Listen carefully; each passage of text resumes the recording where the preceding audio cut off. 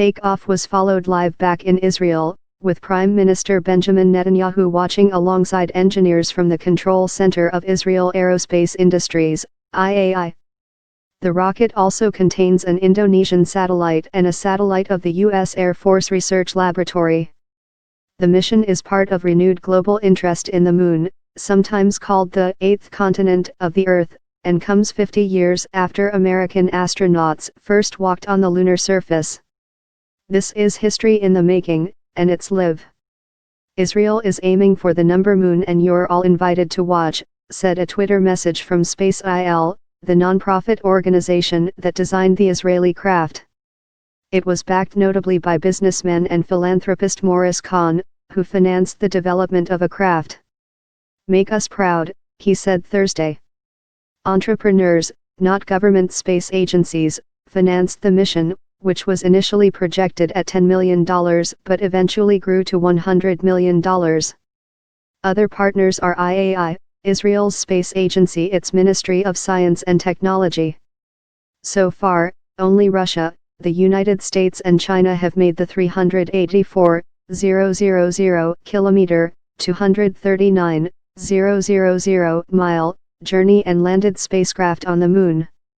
China's Chang'e 4 made the first ever soft landing on the far side of the Moon on January 3, after a probe sent by Beijing made a lunar landing elsewhere in 2013. Americans are the only ones to have walked on the lunar surface, but have not been there since 1972.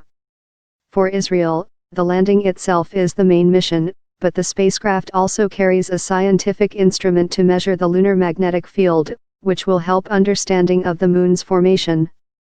Technically, it is far from a trivial mission. After its initial boost from the Falcon 9, the Beresheet's British engine will have to make several ignitions to place the spacecraft on the correct trajectory to the Moon. When it arrives, its landing gear must cushion the descent onto the lunar surface to prevent Beresheet from crashing. India plans to follow, at a cost of $100 million, this is the lowest budget spacecraft to ever undertake such a mission. The superpowers who managed to land a spacecraft on the Moon have spent hundreds of millions of dollars in government funding, IAI said in an earlier statement.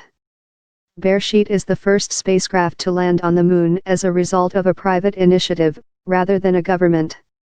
NASA Administrator Jim Bridenstine congratulated the Israeli team for carrying out the mission, saying, "This is a historic step for all nations and commercial space as we look to extend our collaborations beyond low Earth orbit and on to the Moon."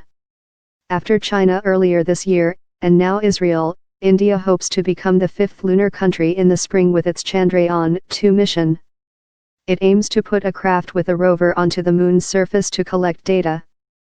As for the Americans, a return to the Moon is now the official policy of NASA, according to guidelines issued by President Donald Trump in 2017.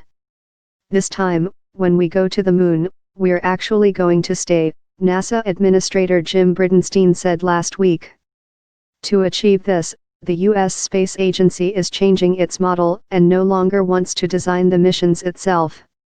NASA, which has installed equipment on Beresheet to upload its signals from the Moon, said last week it aims to land instruments later this year or next year and that it is inviting private sector bids to build and launch the U.S. probes. The U.S. Space Agency plans to build a small space station, dubbed Gateway, in the Moon's orbit by 2026, and envisages a manned mission to Mars in the following decade.